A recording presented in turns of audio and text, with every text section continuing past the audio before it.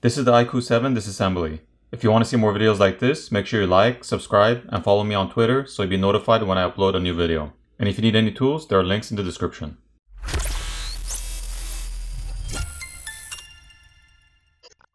First, the SIM tray needs to be removed.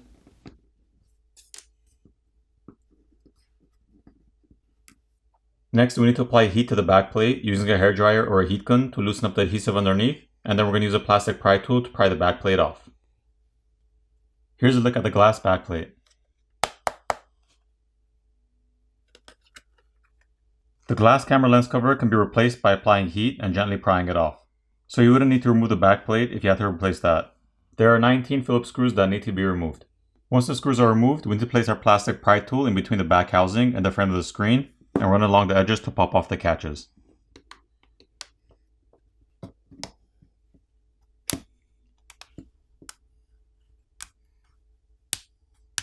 The back housing is made of plastic.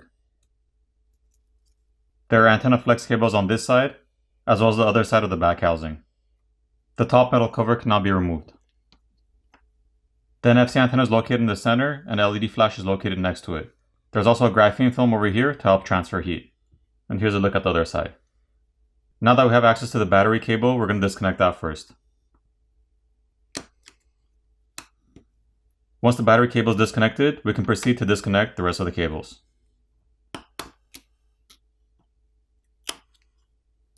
There are two coaxial cables on the right side of the board that need to be disconnected by popping them off.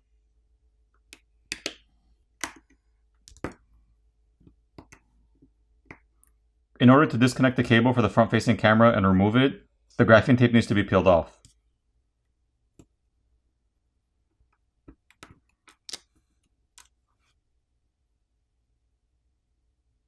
There are two standoff screws that are holding the motherboard down, which need to be removed.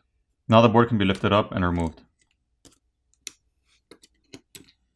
There is the 48 megapixel primary camera which has OIS, as well as a 13 megapixel wide angle camera and a 2 megapixel mono camera. The camera cables can be disconnected by just popping them off. There's a secondary microphone located on top underneath the shield. There are rubber gaskets around the connectors, and there's copper tape on the shields. On the back of the board, the proximity sensor is located on the top. There's a liquid damage indicator on the side, which is white sticker, and there's more copper tape on the back shields as well as thermal paste. Once the copper tape is peeled back, we can see more thermal paste underneath on top of the processor and RAM.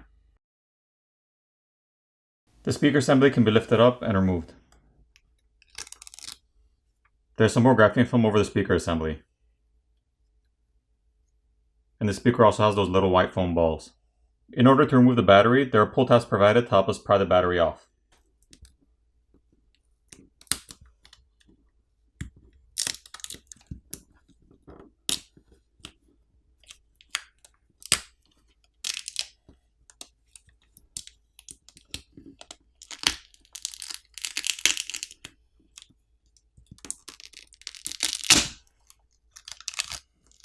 Here's a better look at the battery.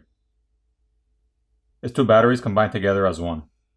Now the flex cable for the screen, the in-display fingerprint reader, and the flex cable which connects the main board to the subboard need to be disconnected.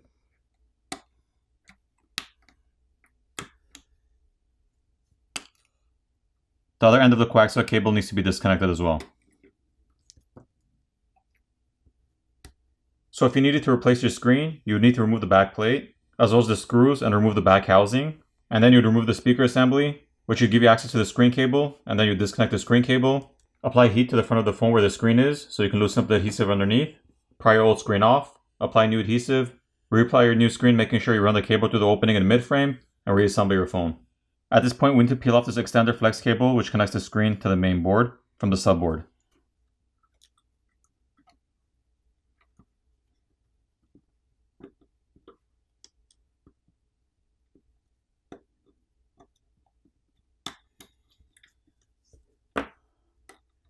Now the subboard can be lifted up, but keep in mind the other end of the coaxial cable, which is the white color one, is still attached underneath.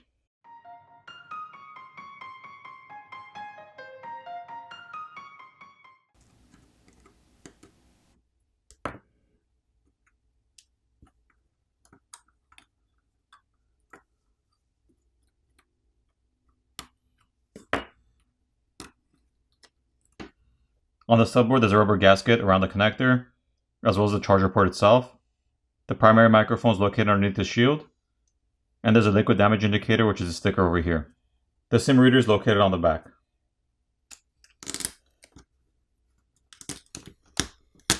Once the battery adhesive tape is peeled back, we can see the copper vapor chamber, which lies underneath the battery and runs along underneath the motherboard. The in-display fingerprint reader is held down with adhesive, so if you need to replace that, you can just gently pry it off. The flex cable for the volume keys and power button is located on the side, and that can be peeled off as well. The vibrator motor is located on the bottom corner of the board, and the earpiece speaker is located on top, and both of these are held down with adhesive. And there's also another rubber gasket in between the screen cable and the midframe, as well as rubber gaskets with mesh filters over the speaker openings and microphone openings.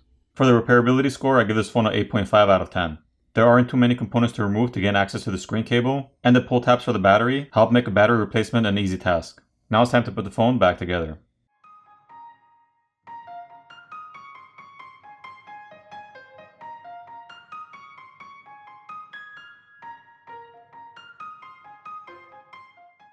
Once everything's back in place, apply new adhesive and reapply your back plate.